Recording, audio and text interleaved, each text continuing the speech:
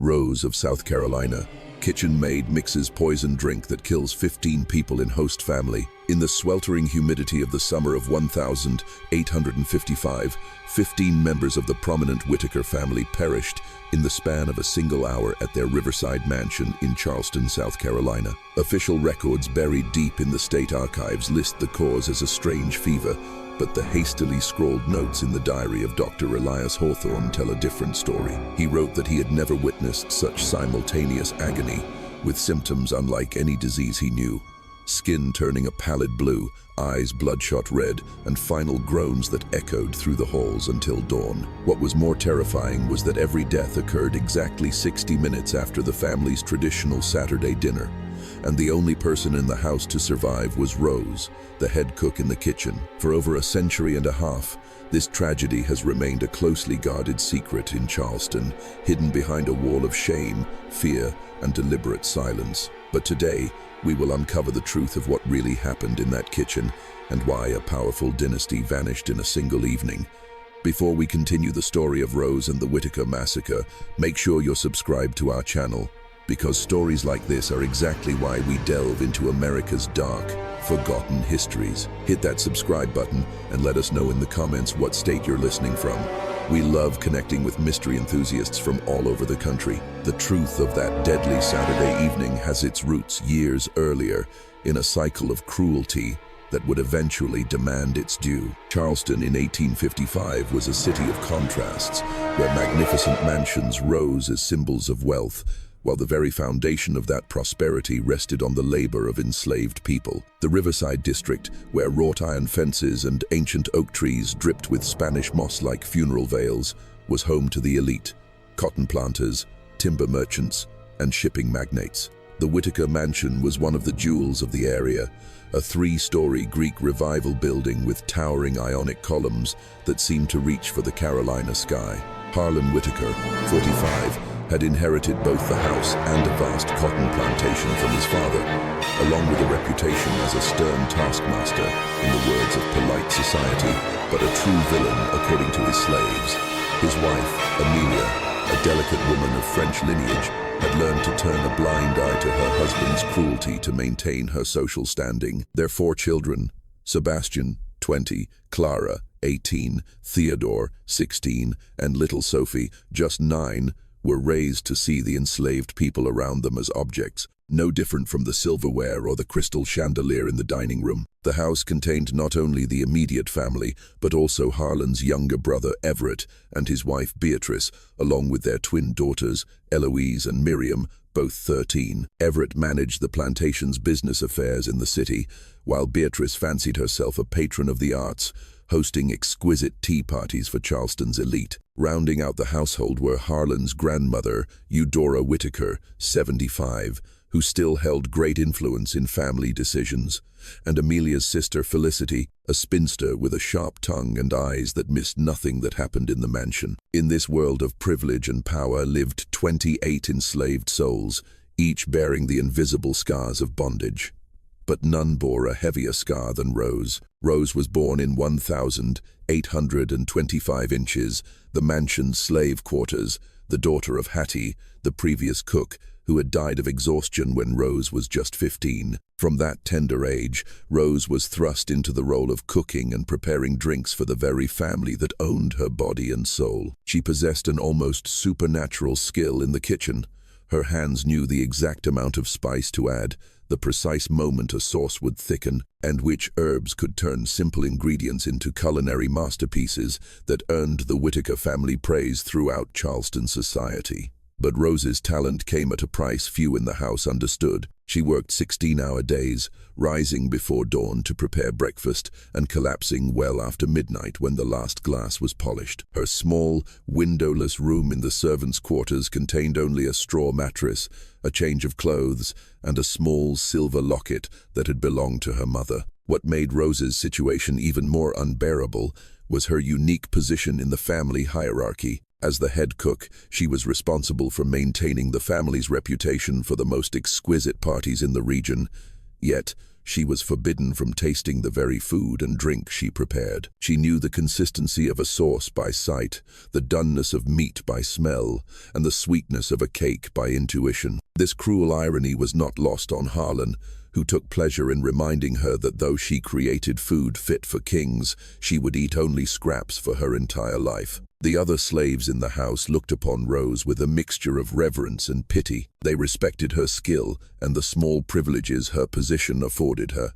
She was rarely subjected to the whip, was not sent to the cotton fields, and sometimes received hand-me-down clothing from the ladies of the house. But they also pitied her isolation, as her demanding schedule left little time for the friendships and small moments of joy that made a harsh life bearable. Among the house staff was Jacob, the 6-year-old son of the stable master, who had caught Rose's eye despite the danger of such a relationship. Stolen glances across the courtyard and whispered conversations in the kitchen after midnight had blossomed into a deeper affection. Though both knew that love was a luxury slaves were rarely afforded. Jacob dreamed of buying their freedom and starting a life in the free North, but on a plantation where a strong field hand brought in a mere $40 a year in profit for his owner, that dream was as distant as the moon. There was also old Esther, the head housekeeper, who had served the family for over 35 years. Her stooped back and silver hair telling the story of decades spent bowing to the Whitakers' commands. Esther had an almost preternatural ability to anticipate the family's needs, bringing a drink before it was requested, and knowing just when to disappear during private conversations. Her loyalty was famous in Charleston society, though anyone who looked closely could see a cold fire burning in her ancient eyes. Young Nina, only 17, worked as a lady's maid for Amelia and her daughters, her beauty not going unnoticed by the men of the house, which kept her in a constant state of fear of unwanted attention. She moved through the mansion like a ghost, trying to be invisible while performing her duties flawlessly. In the stables worked Marcus, Jacob's father, whose knowledge of horses was second only to his understanding of how to survive in a world designed to break him. Marcus had outlived 4 masters and buried 2 wives, learning long ago that the key to survival was never letting your true thoughts show on your face. The mansion's daily schedule followed a precise timetable established over decades. Breakfast was served at 6 o'clock sharp, the family gathering in the morning room overlooking the river. Lunch was at noon, often with guests from Charleston society dropping by to discuss business or socialize. But the Saturday dinner was the pinnacle of the culinary week. Every Saturday evening at 7 o'clock, the entire extended family gathered in the grand dining room under a crystal chandelier imported from London at enormous expense. The table, which could seat 25, was set with the finest porcelain, sterling silver, and crystal glasses that caught the candlelight like captured stars. These Saturday dinners were sacred to the Whitakers, a time to set aside business to celebrate and reinforce family ties. For Rose, the Saturday dinner was the culmination of her weekly efforts. She began preparations on Wednesday, selecting the finest ingredients from the local market and planning a menu that paid homage to the family's English and French heritage. The meal typically consisted of 8 courses: a light soup, seafood with a delicate sauce, poultry seasoned with exotic spices, multiple vegetable dishes from the household garden, a complex meat dish that showcased both her skill and the family's wealth, and finally, a dessert that was a work of art. The family's Saturday routine was as predictable as the sunrise. They would gather in the parlor at 6:30 for cocktails, the men enjoying imported cognac while the women sipped light sweet wines. The conversation would range from plantation business to Charleston gossip, with the children expected to listen respectfully to their elders. At precisely 7 o'clock, Esther would announce that the meal was ready, and the family would proceed to the dining room with a formality that resembled a religious procession. Harlan always sat at the head of the table, with Amelia at the foot. The children and extended family members were seated according to a long-established hierarchy. Eudora, despite her age, held the place of honor to Harlan's right, while Everett sat to his left. The conversation during the meal was carefully orchestrated, with each family member knowing their role in maintaining the image of harmonious prosperity. But beneath that carefully constructed surface of tranquility, tensions simmered like a pot about to boil over. The spring of 1855 brought an unusual strain to the Whitaker household. The previous year's cotton crop had been poor due to a drought, and creditors were beginning to make uncomfortable inquiries about outstanding debts. Harlan had been forced to sell off a few parcels of land and was considering the unthinkable, selling some of his slaves to raise capital. These financial pressures made Harlan more volatile than usual. His temper, never pleasant, became explosive and unpredictable. The slaves in the house learned to read the warning signs, the way his jaw tightened as he reviewed his ledgers, the sharp edge in his voice when he gave orders, and most dangerous of all, the cold, calculating look in his eyes when he was devising some new cruelty. It was during this period of escalating tension that Rose's relationship with Jacob deepened, becoming too strong to hide or ignore. The event that catalyzed the tragedy occurred on a sweltering afternoon in late July 1855, when the Carolina heat seemed to press down on Charleston like a suffocating blanket. Rose was in the kitchen preparing for a party the Whitakers were hosting for some planters from Savannah, carefully arranging appetizers when she heard a sound from the courtyard that she recognized as Jacob's voice. Raised in pain, she rushed to the kitchen window and witnessed a scene that would change her life forever. Jacob was on his knees in the dusty courtyard, his shirt torn and bloody, while Harlan stood over him with a leather whip in his hand. The master's face was contorted with rage, spittle flying from his lips as he shouted accusations. "You dare touch my daughter?" Harlan's voice cut through the humid air. "Have you forgotten your place, you bastard?" Rose's blood ran cold as she realized what had happened. Clara, Harlan's 8-year-old daughter, had taken to visiting the stables recently, and Rose had noticed the girl's cheeks flush whenever Jacob was near. She had also seen Jacob's discomfort at the unwanted attention, his careful efforts to avoid being alone with any of the white women of the house. But in the twisted logic of plantation life, a slave's discomfort at unwanted advances was interpreted as arrogance, and arrogance was a capital offense. "Master Harlan, I would never." Jacob gasped between blows. "Shut your mouth." Harlan's whip cracked again, leaving another bloody welt on Jacob's back. But what happened next sealed everyone's fate. As Harlan raised his arm for another strike, Rose could no longer contain herself. She burst out of the kitchen door and threw herself between the whip and Jacob's bleeding back. "Please, Master Harlan, Jacob's done nothing wrong. He's a good man. He works hard." The words died in her throat as Harlan's face turned to her, his expression shifting from rage to something far more dangerous, a cold, calculating fury. The other slaves in the courtyard seemed to melt back into the shadows, sensing that something terrible was about to happen. "So," Harlan said, his voice dropping to a whisper that was more frightening than a shout, "the cook thinks she can tell me how to discipline my own property." Rose's knees trembled, but she didn't move from her position shielding Jacob. "No, master, Only what?" Harlan stepped closer, so close she could smell the rum on his breath and see the web of broken blood vessels in his eyes. "Only thought you could interfere in the business of your betters. Thought that because you can make a fine drink, you have the right to question my judgment." The silence that followed was broken only by Jacob's labored breathing and the distant song of a bird from the garden. Rose knew she had crossed a line from which there was no return, but as she looked down at Jacob's bleeding form, she realized she didn't care. "Jacob is a good man," she repeated, her voice stronger now. "He doesn't deserve this." Harlan let out a laugh that sounded like breaking glass. "A good man. He's property, you fool. My property. And so are you." He leaned in closer, his voice a whisper. "But I think you've forgotten that, haven't you? I think you've been getting ideas above your station." What followed was a punishment that went far beyond physical pain.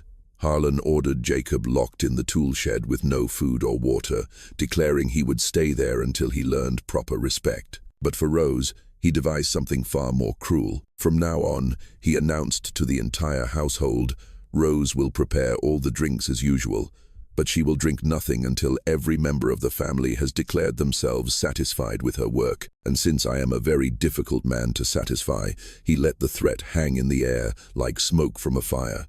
The next 3 days were an indescribable nightmare. Rose continued to prepare exquisite drinks for the family, while subsisting on nothing but water and the scraps Esther or Nina would sneak her when no one was looking. Her hands trembled as she stirred cocktails, her vision blurred as she mixed spices, and her legs struggled to hold her as she carried heavy trays to the dining room. But worse than the physical pain was the psychological torture Harlan inflicted. He found fault with every drink.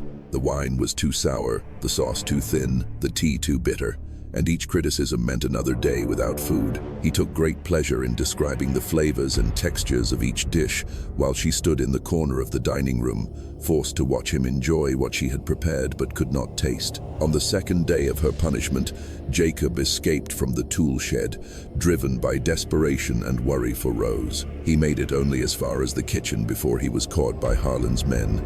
The beating that followed was so brutal that Dr. Hawthorne had to be called to ensure Jacob didn't die before Harlan was satisfied. It was while tending to Jacob's wounds that the doctor observed something that would later prove crucial. As he cleaned the wounds, he noticed Rose hovering nearby, her face gaunt with hunger, but her eyes burning with an intensity that unsettled him. "That girl," he told his wife later that evening, "has the look of someone who has been pushed too far. I've seen it before in slaves who've been pressed too hard. It's a dangerous look." Dr. Hawthorne was a man who understood the fragile balance that held plantation society together. Born to a middle-class family, he had risen to become one of Charleston's most respected physicians, serving both the wealthy plantation families and secretly treating slaves whose masters would rather let them die than pay a fee. He had seen enough cruelty over the years to understand its effect on the human soul. He knew that most people, when pushed beyond their limits, would break, becoming empty shells who went through the motions of life without truly living. But a dangerous few would transform their suffering into something harder and more focused. These were the ones who would smile while they planned their revenge, patiently waiting for the perfect moment to strike back. When he looked at Rose that day, tending to Jacob's wounds with hands that should have been trembling with exhaustion but were steady with purpose, Dr. Hawthorne recognized the signs. He made a mental note to warn Harlan that his cruelty was creating a dangerous situation, but like many good intentions, he kept meaning to do it until it was too late. On the third day of the punishment, something in Rose died and something else was born. As she stood in the dining room watching Harlan savor her famous lemon tea, describing its flavor with theatrical enthusiasm, while she swayed with hunger, a cold clarity settled over her mind like a fog from the river. She began to notice things she had previously ignored. The slight tremor in Harlan's hands when he was anxious, suggesting his financial troubles were worse than the family let on. The way Amelia's eyes darted to the wine decanter when she thought no one was looking, hinting that the lady of the house was depending on alcohol to cope with her life. The way young Theodore would sneak glances at Nina when he thought his parents weren't watching, a look that made Rose's stomach clench with its implications. But most importantly, she noticed the family's habits, their preferences, their routines. She noted that Eudora always took her medicine 45 minutes before a meal. She observed Everett's nervous habit of checking his pocket watch every 20 minutes during dinner. She saw that little Sophie always ate her fruit first, saving her favorite part of the meal for last. These observations, which had once been merely part of her job, now took on a different meaning. She began to see the family not as her oppressors, but as a puzzle to be solved, a problem that had a correct solution. It was on that third night, when she finally collapsed onto her straw mattress after Harlan had grudgingly declared himself moderately satisfied with the evening's drinks, that Rose made the decision that would seal all their fates. She would continue to serve the Whitaker family with the same skill and dedication she always had, but in a way they would never forget. The plan that formed in her mind was not born of sudden rage or a desperate impulse. It was crafted as carefully as her most exquisite drink, seasoned with the patient wisdom learned from years of observing the family's habits and preferences.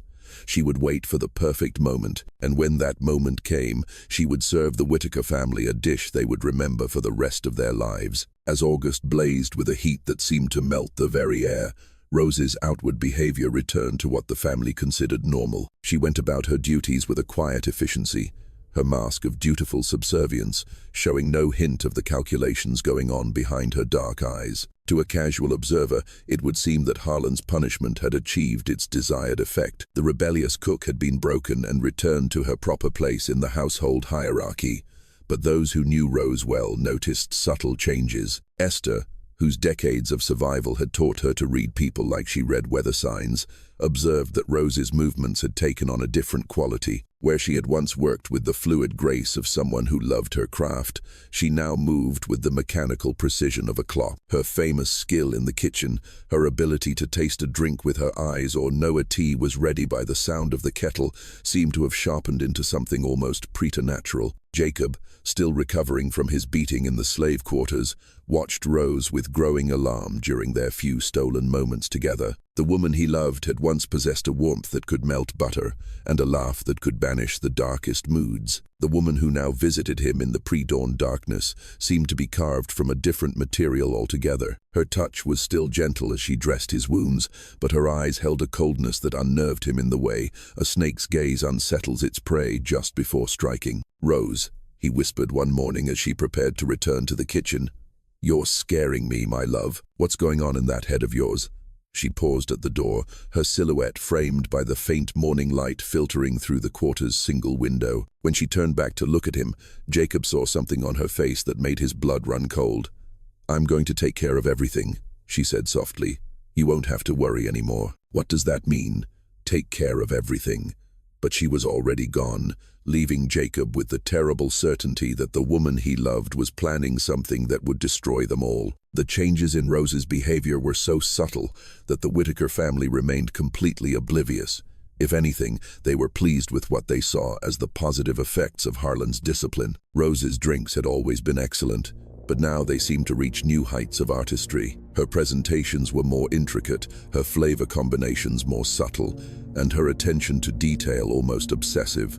What the family didn't realize was that Rose had begun a different kind of study. On her daily trips to the local market, she started visiting places that had nothing to do with cooking. She began to frequent the stalls of herbalists and root doctors who operated in the shadows of Charleston's official commerce, asking questions about plants and their properties with an innocence that belied a darker purpose. Charleston in 1855 was a city where the line between medicine and magic, healing and harming, was blurry. Influences from African traditions, Caribbean voodoo practices, and Native American plant knowledge created an underground network of healers who understood the dual nature of many natural substances. What healed in a small dose could kill in a large one, and what was a balm to the body could be a poison, depending on the knowledge and intent of the person mixing it. Rose's visits were careful and spaced out. She never asked direct questions, but engaged in seemingly casual conversations about herbs and their uses. She learned which plants could cause a stomach ailment that could be mistaken for food poisoning, which mushrooms could induce symptoms that mimicked a sudden fever, and most importantly, which combinations of natural substances could confuse even an experienced doctor. Her most valuable source of information came from an unlikely friendship she developed with old man Cyrus, an elderly Creole man who sold herbs and remedies from a stall in the deepest corner of the market. Cyrus was rumored to be over 80, though his exact age was a mystery that deepened with time. He had been born a free man in Jamaica before the Great Revolution, and his knowledge of plants was legendary among those who knew to seek out his wisdom. Cyrus didn't ask why a kitchen slave was so interested in learning the medicinal properties of herbs and roots. Perhaps he sensed the desperation beneath Rose's carefully worded questions, or perhaps he simply understood that knowledge was a form of power that should not be denied to those who needed it most. Whatever his reasons, he began to share information that no respectable physician would have discussed with a slave. "This root," he would say, holding up a gnarled piece of bark, "good for digestive troubles in small amounts, but use too much, and it will cause the opposite problem.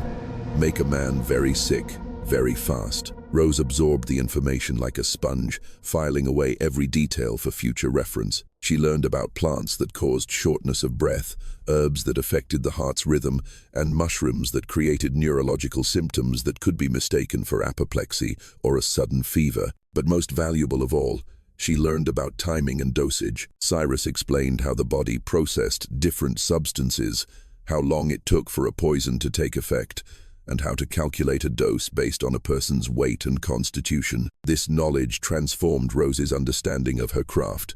She began to see cooking not just as a way to nourish bodies, but to control them. As the summer progressed, Rose began to conduct small experiments that went completely undetected in the household. She added minute amounts of different herbs to various drinks, carefully observing the family's reactions.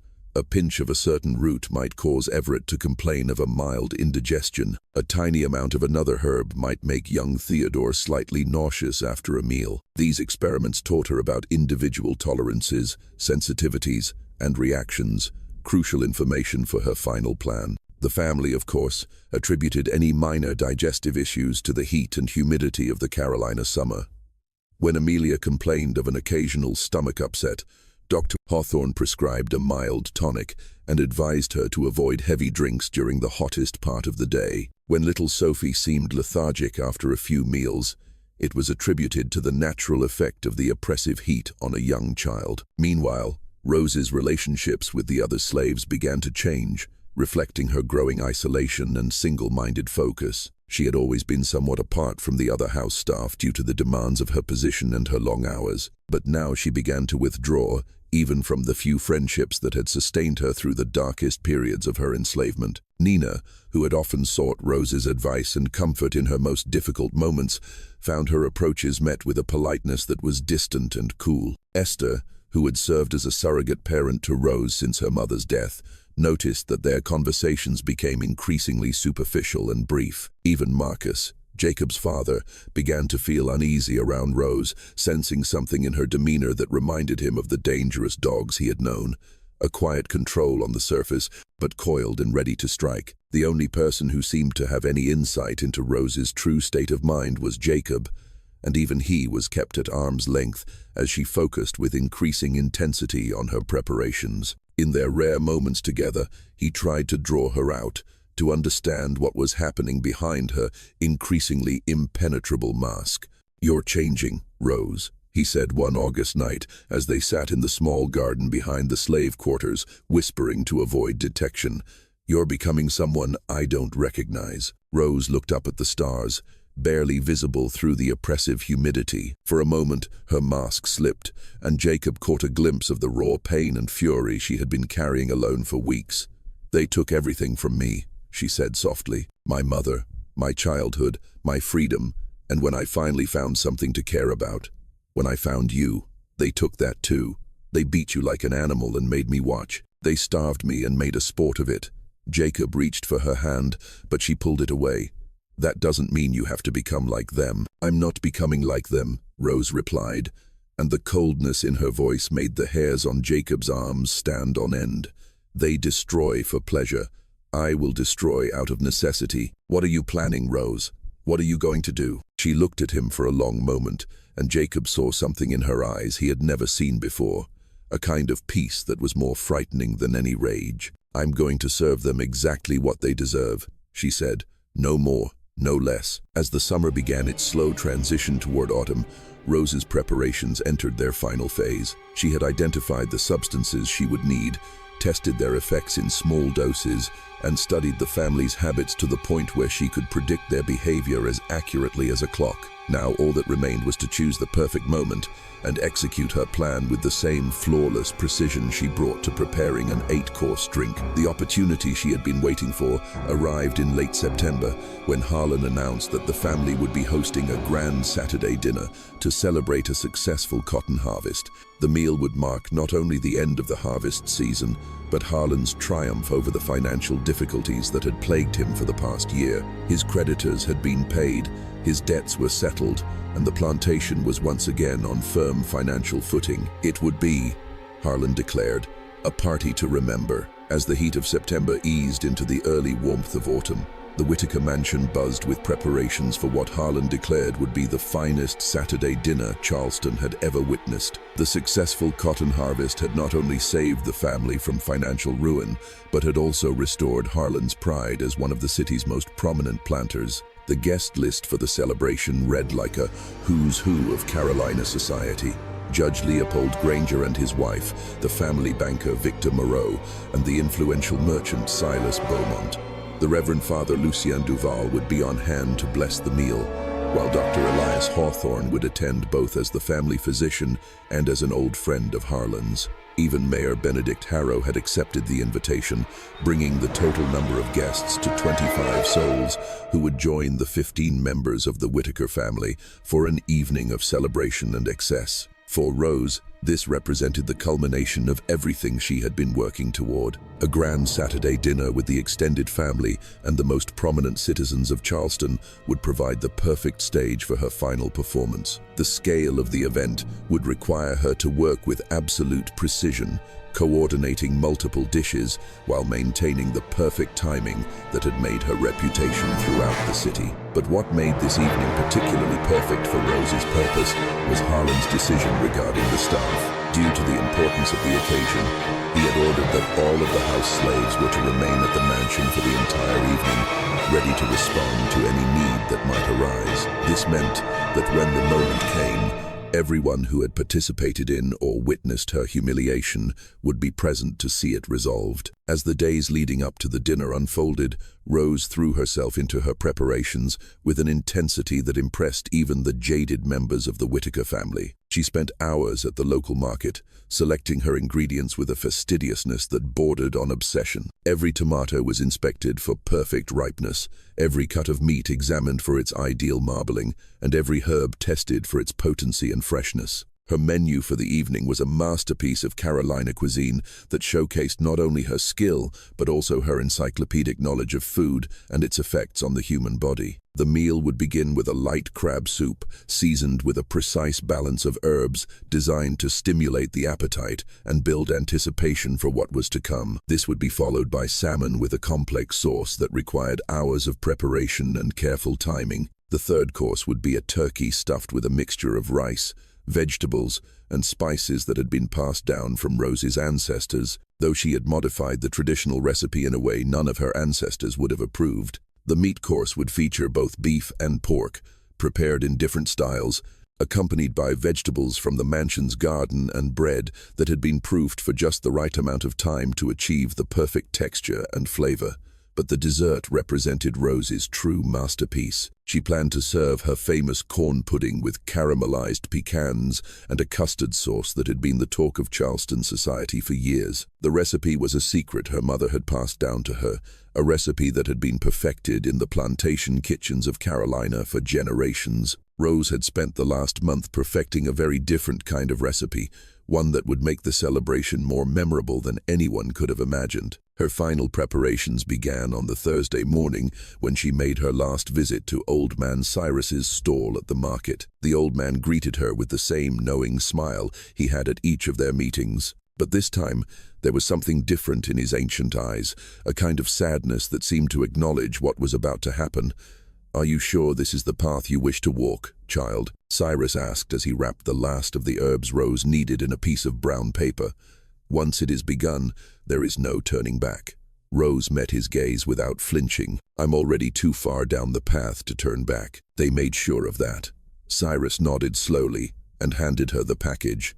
"Then may God have mercy on all your souls," he whispered, "for you'll find none elsewhere." Later that weekend, as Rose began the complex process of preparing for the Sunday feast, her behavior took on an almost ritualistic quality that unsettled those who observed her closely. She moved through the kitchen with the precision of a watchmaker assembling his finest timepiece, every action calculated and deliberate. The low hum she usually made while working ceased completely, replaced by a silence that filled the kitchen like a fog. Jacob, still recovering from his wounds, but now able to move with limited mobility around the plantation, found excuses to visit the kitchen throughout the weekend. What he saw filled him with an unspeakable dread. Rose worked with a mechanical precision, her face a blank mask as she prepared the components of the meal with a cold artistry that bore no resemblance to the joy she had once taken in cooking. On Friday evening, as Rose was completing her preliminary preparations for the next day's meal, Jacob finally confronted her directly. He waited until the kitchen was empty except for the two of them, then approached her as she stood cleaning a knife with obsessive care. "Rose, I'm begging you," he said, his voice barely a whisper. "Whatever you're planning, don't do it. We can find another way." She didn't look up from her work, but her hands stilled on the blade she was polishing. Another way to what, Jacob? To freedom? To justice? She finally raised her eyes to meet his, and Jacob saw something in them that made him take an involuntary step back. Do you think there's any justice for people like us? Do you think if we just wait long enough, pray hard enough, work hard enough, someone will come along and make things right? I think if you do what you're planning, you'll destroy yourself along with them. Rose set the knife down and turned to face him fully. I'm already destroyed, Jacob. All that's left is to decide whether I die alone or take them with me. What about me? What about us? For the first time in weeks, Jacob saw a flicker of the woman he loved pass across Rose's face, but it was gone as quickly as it appeared. He might have imagined it. If you truly love me, she said softly, you'll find a way to be somewhere else tomorrow night. Jacob looked at her for a long moment, a final understanding dawning in his eyes. My God, Rose, what have you done? But she had already turned back to her work, and Jacob knew that any chance of changing her mind had passed weeks ago in a dusty courtyard under a blazing sun, when a whip fell on his back and something in the woman he loved died forever. Saturday, the 2nd of October 1855, dawned clear and cool, with the first hint of autumn in the air that made the citizens of Charleston grateful for the end of another brutal summer. The Whitaker mansion was alive before sunrise, as the house staff prepared for what everyone understood would be the social event of the season. Rose was up before dawn, as she had been every day for the past 10 years. But this morning carried a significance that went far beyond routine. As she put on her clean white apron and the headscarf that was the uniform of her position, she caught a glimpse of her reflection in the single shard of a broken mirror that served as her dressing table. The face that looked back at her seemed to belong to a stranger, its cheeks hollowed from the weight she had lost during her punishment, its eyes holding a terrible peace. She took a moment to study the reflection, memorizing the face of the woman she had once been before turning away to begin the most important day's work of her life. The kitchen became a symphony of controlled chaos as Rose directed the preparation of the most complex meal she had ever attempted. But unlike previous large parties where she had worked alongside other kitchen staff, today, she insisted on handling the most critical elements completely alone. She prepared the sauces herself, mixed the spices without assistance, and guarded her workspace with a jealousy that surprised even herself. Esther, whose duties as head housekeeper required her to coordinate between the kitchen and the dining room, noticed that Rose seemed to have developed a preternatural awareness of everyone's location in the house. She would pause in her work at the sound of approaching footsteps, and on several occasions, Esther caught her listening intently to conversations in other rooms, as if tracking the movements of everyone in the mansion. That girl has the ears of a cat today, she muttered to Nina as they polished silver in the pantry. Stranger than I've ever seen her. Nina, her nerves on edge from the pressure of serving such important guests, nodded in vague agreement. She's been strange for weeks, ever since Master Harlan punished her and Jacob. What neither of them realized was that Rose's heightened awareness served a specific purpose. She had spent months learning the family's habits, but today, she needed to track their exact locations and activities to ensure perfect timing. Every element of her plan depended on a synchronization that would have made a Swiss watchmaker proud. As the morning progressed, the mansion filled with the sounds and smells of preparation. Fresh flowers were arranged in every room. The crystal was polished until it sparkled, and the dining room table was set with a precision that was almost mathematical. The finest Wedgwood china the Whitakers had imported from England gleamed against the Irish linen tablecloth, while the sterling silver caught the light from the chandelier like fallen stars. Around noon, the family members began their own preparations for the evening's festivities. Amelia spent hours with Nina, having her hair arranged in an elaborate style that required dozens of pins and a liberal application of pomade. Eudora, despite her age, insisted on wearing her finest black silk dress and the ruby jewelry that had been in the family for 3 generations. The men of the family gathered in Harlan's study to sample the cognac that would be served after the meal. Their conversation ranged from the success of the cotton crop to speculation about the political situation in Washington. Everett, flushed with pride at the plantation's financial recovery, was particularly jovial, telling stories of his shrewd business negotiations. Young Theodore and the twins, Eloise and Miriam, had new clothes made for the occasion, while little Sophie wore a white lace dress that made her look like a small angel. The children had been given strict instructions about their behavior for the evening. They were to be seen and admired, but to speak only when spoken to, and never to interrupt an adult. As late afternoon approached, the guests began to arrive at the mansion. Judge Granger and his wife Matilda were the first, followed by the banker Moreau and his daughter Isabel, a young woman whose beauty and dowry made her the target of every eligible bachelor in Charleston. Dr. Hawthorne arrived with his customary medical bag, though he hoped his services would not be needed on such a joyful occasion. The arrival of Mayor Harrow created a particular stir, as his presence lent an air of political importance to the gathering.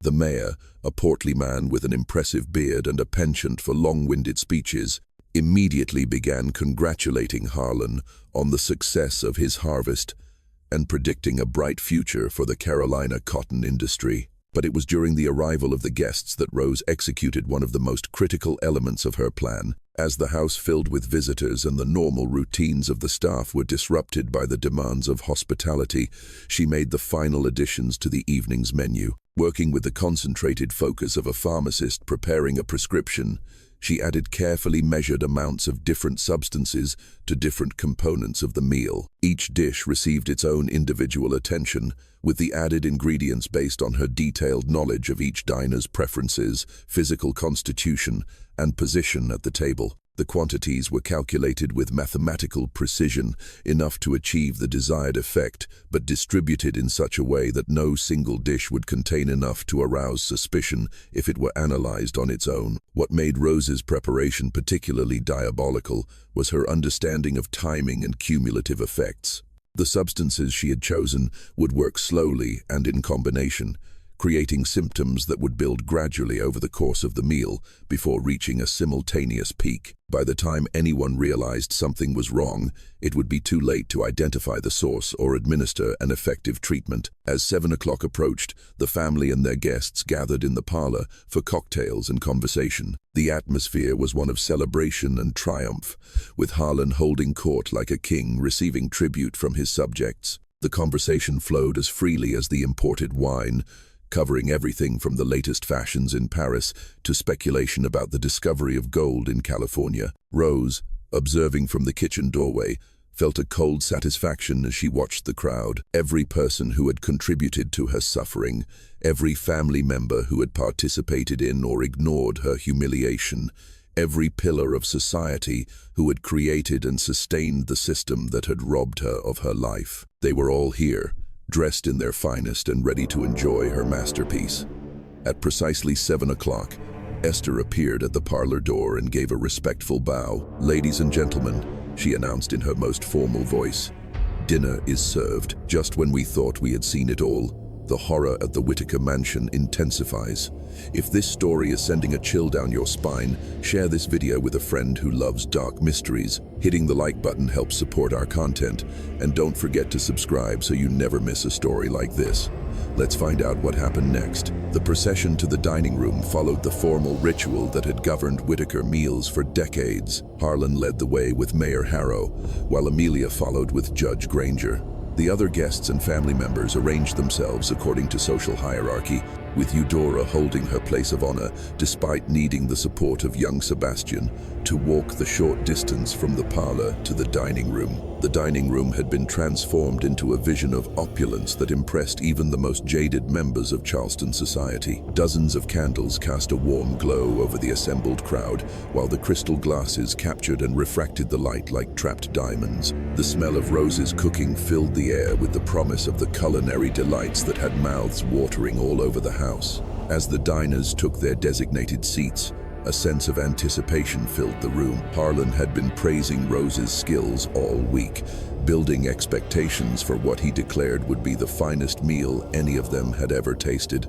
Even Dr. Hawthorne, who had eaten at the finest establishments in both Charleston and London, found himself looking forward to experiencing the legendary artistry of the Whitaker kitchen. Rose herself remained invisible to the diners, working behind the scenes with Esther and the other servants to ensure that each course was presented with perfect timing and arrangement. But unlike previous large parties, where she had taken a visible pride in each dish that left her kitchen, Tonight, she watched the service with the detached interest of a scientist observing an experiment. The first course, a delicate crab soup, was met with the kind of enthusiastic praise that would once have filled Rose with joy. Judge Granger declared it a masterpiece of culinary art, while the banker Moreau pronounced it superior to anything served in London's finest restaurants. Even Eudora, whose critical nature was legendary, nodded her approval as she savored the complex blend of flavors. What the diners didn't realize was that the soup contained the first of several carefully measured doses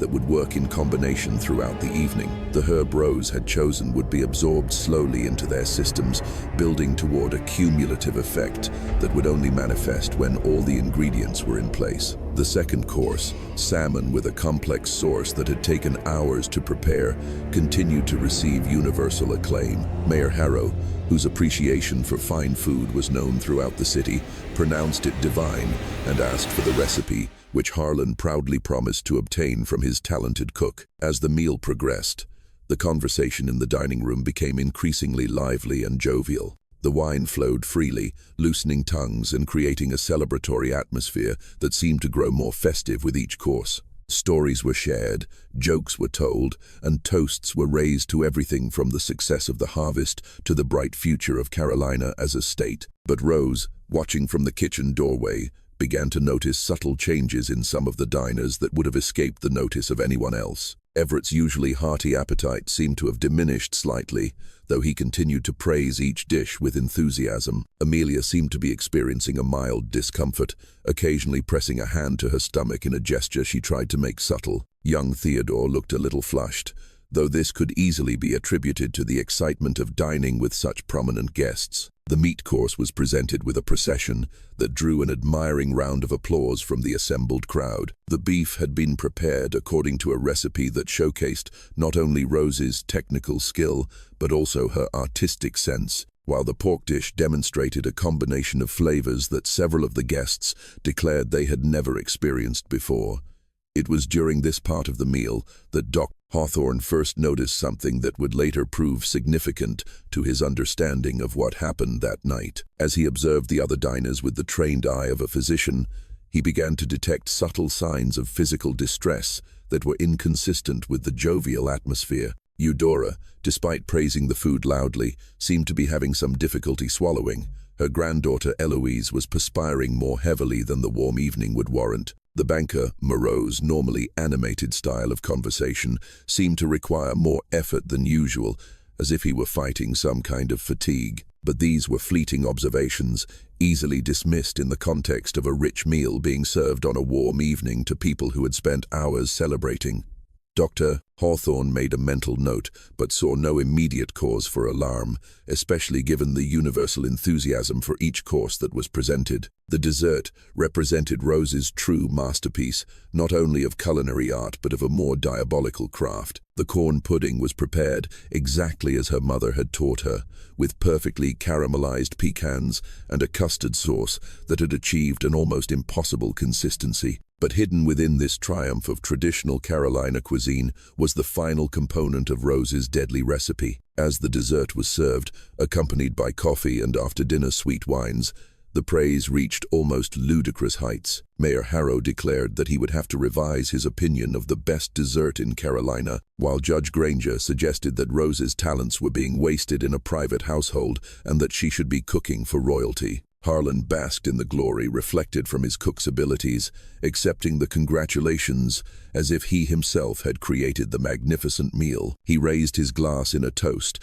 to the finest cook in all of Carolina, whose talents have made this a triumphant evening that will be remembered for years to come, if only he knew how prophetic those words were. As the meal drew to a close and the diners leaned back in their chairs with the satisfied weariness that comes from consuming a truly memorable feast, the first unmistakable signs of distress began to manifest. Everett, who had been telling an amusing story to the table just moments before, suddenly stopped mid-sentence and clutched his throat, his face contorted in a mixture of confusion and pain. "I feel," he began, but the words seemed to catch in his throat like a burr.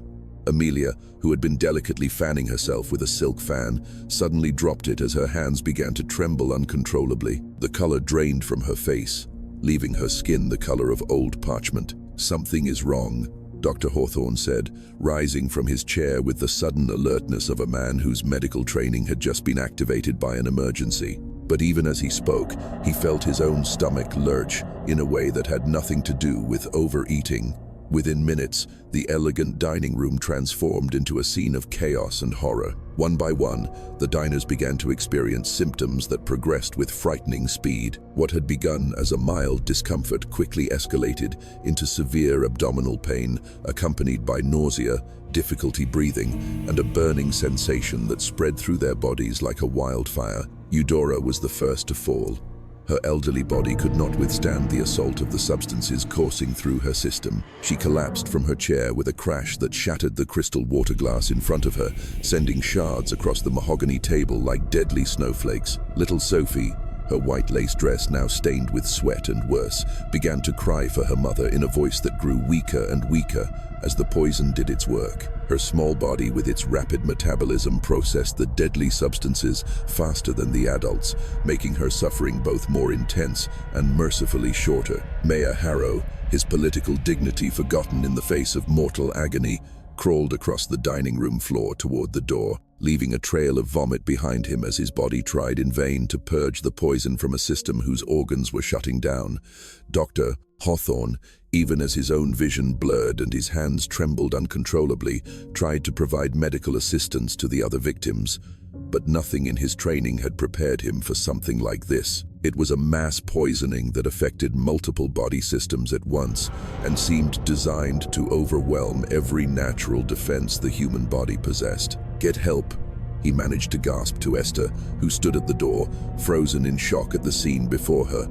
"Send, send." But the words died in his throat as another wave of agony doubled him over, and he realized with the lucid certainty that sometimes comes in moments of extreme crisis that help would arrive far too late for anyone. In the kitchen, Rose stood perfectly still, listening to the sounds of chaos and death coming from the dining room.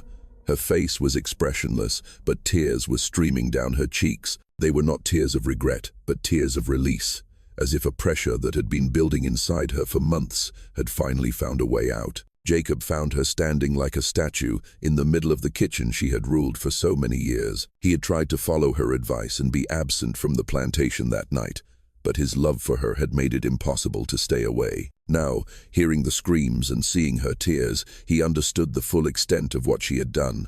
"Rose," he whispered, reaching for her with a hand that trembled not from poison, but from grief. "What have you done?"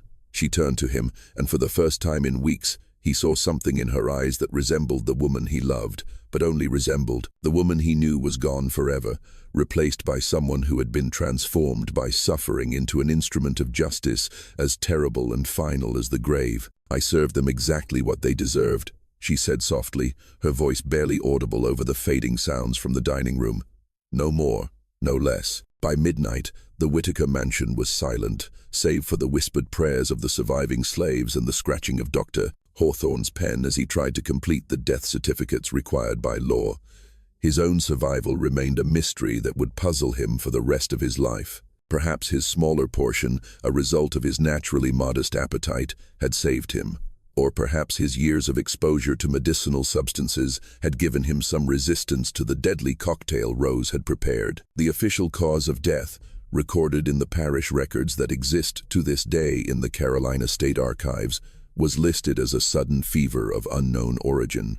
Dr. Hawthorne knew this was not accurate, but he also understood that the truth would serve no one. A mass poisoning at one of Charleston's most prominent social gatherings would create a panic throughout the city and destroy the reputation of everyone associated with the Whitaker name. More practically, he recognized that Rose had crafted her revenge with a skill that made proving murder almost impossible. The substances she had used were all naturally occurring, and their combined effect would be impossible to identify with the medical knowledge and investigative techniques available in 1855. Any autopsy would have simply revealed that the victims had died of multiple organ failure, which could be attributed to any number of natural causes. The aftermath of what became known in whispered conversations as the Whitaker tragedy echoed through Charleston society for years. The plantation, with its entire family of owners deceased, was seized by creditors and sold at auction. The mansion itself stood empty for nearly a decade before it was purchased by a northern merchant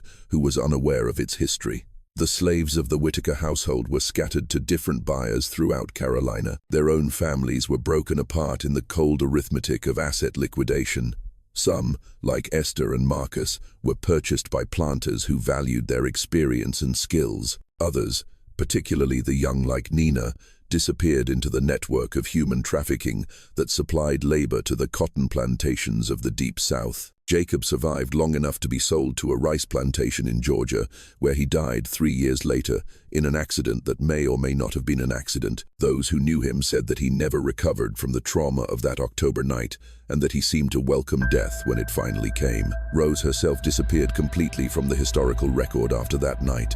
Some accounts suggest she was sold to a remote plantation in the Carolina swamp country, where she died in obscurity a few years later. Others claim she escaped in the chaos following the discovery of the bodies and made her way to freedom in a northern state or Mexico.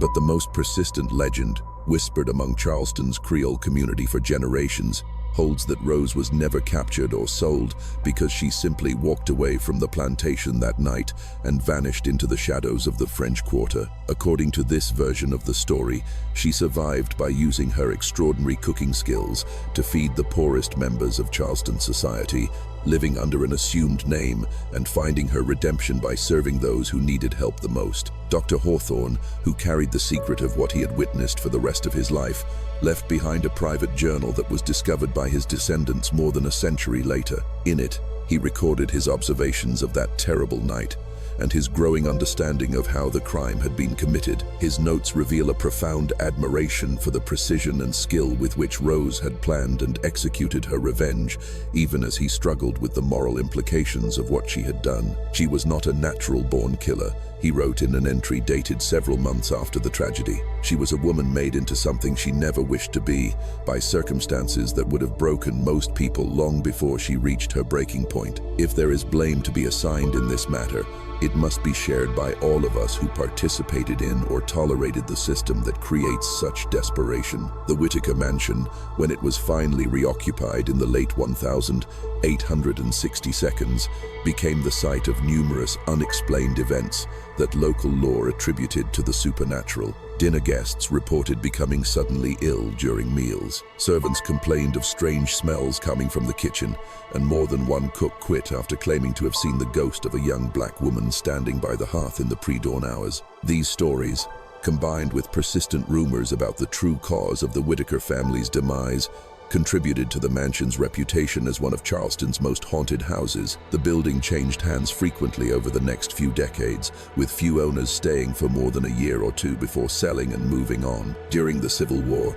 the mansion was briefly occupied by Union forces and later served as a temporary hospital for wounded soldiers. Military records from the period include several reports of patients experiencing strange, medically unexplained illnesses, leading to speculation that whatever had caused the original tragedy continued to affect anyone who entered the house. In the 1892, the mansion was purchased by a historical society that intended to preserve it as an example of antebellum architecture. However, their efforts were plagued by a series of accidents and setbacks that eventually forced them to abandon the project.